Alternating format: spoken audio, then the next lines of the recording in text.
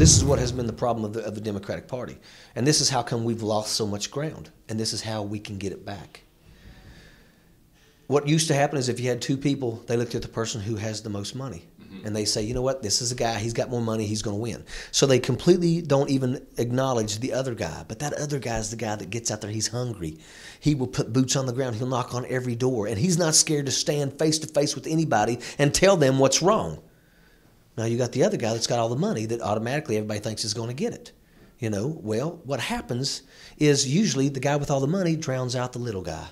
And now you got the Democrat with all the money that wins. But guess what? Who always out fundraises the Democrat in the general election? The Republicans do it 3-1. So now you got two people. Both of them have money, but this one's got more money. And oh, by the way, both of them suck. Yeah. You know, and then what happens is they get more commercials than this guy gets, and they end up winning the seat, and they win. You know what? How about stop that? How about go, you know what? This person's got all the money, but this person absolutely gets out there and fights, and he's saying the right things. She's saying the right things. You know, they're putting boots on the ground. Let's give them a chance. You know, let's try to put them together and let's debate. You know, there was no debates. You know why? Because nobody, the people that are given, you know, oh, it's going to be you, they don't want to debate the little guy. Because they've got nothing to gain, everything to lose. Yeah, let me tell you something. In 2014, I went to 2 debates against Nick Rahal. I'll tell you right now, the people that were sitting in them audiences felt wholeheartedly that I clearly walked away the winner on those. You know why? Because I wasn't scared to say what I got to say. I don't poll things, you know, and I'm real. You know, and whether you like it or not, I'm going to say things you don't like. You know, if you don't like what I got to say, tough. But I may say something that you disagree with. I want to debate with you. Not necessarily even a debate. How about you educate me if I say something that's wrong? You may give me a different perspective and change my mind, and I'll give you full credit for that. Politicians want you to think that they know everything. They don't. They don't. Successful leaders surround themselves with intelligence. I learned that in the military. This is part 2 of my interview with West Virginia State Senator Richard Ojeda, one of the most exciting and dynamic politicians in the country who's currently running for Congress in western West Virginia. Part 1 touched on the rise of his career, his role in sparking the West Virginia teacher strikes, who he is and who he's been.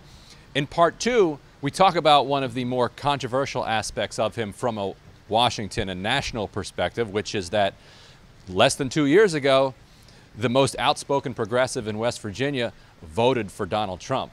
The one thing that they're making a mistake with is they keep saying, oh, West Virginia is completely red. It's red all the way. Well, it's red because of what?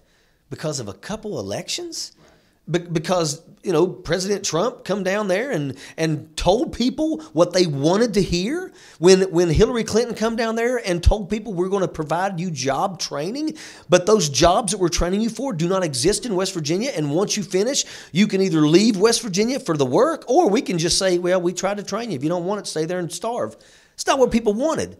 So they went ahead and went for the guy that said, I'm going to bring coal back. Even though many of them said, I don't know if he's going to be able to do that, but he may be able to help it. At least he's saying it. At least he's saying something. You know, nobody talks about West Virginia. Nobody talks about helping West Virginia, you know. So everybody went for, you know, Donald Trump. And you too, right? Didn't you? I supported. I'm from Logan County, West Virginia, the coal fields. You know, all I can think of is, you know what, I don't think he's going to completely save it, but goodness gracious, at least he's talking about it, and at least he's saying he's going to come down here and help our people. Now, do I feel that way now? Not really. You know, I'm not, you know, you talk about all the businesses overseas that are doing great and the people in America are struggling, then bring those businesses back from overseas and put them in West Virginia, because I got 90% of the people in McDowell County rely on a food bank. And it's not because they're lazy, it's because there's a lack of opportunity. Hey, Mr. President, you come down to this area. Give us those opportunities that you promised. Crickets, you know, do something for us. So how does that message resonate? Because people in Washington think of West Virginia, particularly your part of West Virginia, which is about 5 to 7 hours out from here, as Trump country. Trump's my man. I have to change their mind, yeah. And I'm doing that. And one of the things that I did was in the primary. You know, I got more votes than the 4 front-running Republicans got combined. I beat 4 of them combined. And the reason for is because, number one, West Virginia is 3-to-1 Democrat to Republican ratio. So if the Democrats come out to vote, we win. We've got to give them a reason to come out to vote. I'm giving them a reason. They saw me fight for those teachers. They saw me standing side by side on those picket lines with the communication workers of America. And they know, the working class citizens knows, when we want Ojeda to be our voice. Because let me tell you something. I'm going to tell you right now, I will fist fight for my people. And I'm telling you right now, I support unions wholeheartedly. And they know that. You know, so they are all coming out to vote to make sure that they got somebody that's going to come up and be their voice, that's going to fight to do away with right to work. You know, that's the people that are sick in my state. They know for a fact I'm ready to come up here and pick a fight with Jeff Sessions on day one. You know, I want to deschedule. Don't move it from Schedule 1 to Schedule more. Take marijuana off the schedule completely. Right now the thing is, well, if you get a medical marijuana card, you have to lose your gun privileges. Why are we attacking the sick? You know, really? Are you serious? Why? Because Big Pharma wants to make sure that nobody is for it. You know, when in reality, you know, do you take people's guns when you, give them Oxycontin? Do you take people's guns away from them when they drink alcohol? Because I'll tell you right now, a lot of bar fights that turn deadly are because some drunk pulls a gun and decides to shoot people. You know, it's not people smoking weed. So your opponent, Carol Miller, she's talks about herself a little bit like a Trump Republican, which in a place that Trump won 80% of the vote, that's kind of what you do if you're a Republican. But her background is a little bit different than that. Tell us a little bit about who she is. Well, you know, all the Republicans played that game. You know, they always build a wall. They're all trying to come off like they're good old country folk from, you know, down in southern West Virginia. But the truth is that, you know, has a net worth of $11 million. You know, she's trying to act like she's a bison farmer that does all the work on the farm herself, and that's not true at all. I mean, you know, the biggest issue with me is that, you know, she is absolutely tied to Big Pharma. She's got stock in the very companies that have absolutely ripped our communities apart. You know, she's from Huntington, and Huntington has been hit the hardest when it comes to the overdose issues that go on. So she's profiting from the opioid. Absolutely, you know, she has stock. Plague. She has stock in the very companies that have thrown their Oxycontin and hydrocodone all over our people. And you know, it sickens me when these people stand up and try to act like there's something that they're not. You know, they cannot relate to the people. She cannot relate to the people. When I pushed for medical cannabis, she stood up and she said that it was a gateway drug and that there was not enough research. That's the typical line that people give that are in the pockets of Big Pharma. And we know now that she is in the pockets of Big Pharma. You know, so that's why she has stood in the way of our ability. You know, my bill made medical cannabis legal in West Virginia, but you can't grow it, you can't prescribe it, you can't possess it.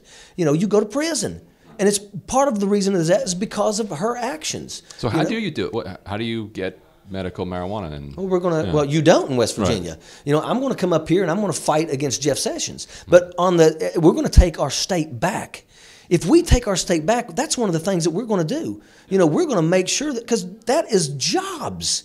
That's capability for our people that are sick. We're going to give them that capability. We're going to give people the ability to get licenses that they can afford and benefit from it. And we're going to give people jobs. A person that has a field that's going to grow medical cannabis has to provide security. But if you have a field that's going to bring that much money to you, I think you're going to be able to pay your security great benefits and great salary. And they will love you for it. If you take care of your workers, they will always take care of you. Just ask somebody that works for Costco. So we at The Intercept written a little bit about your opponent.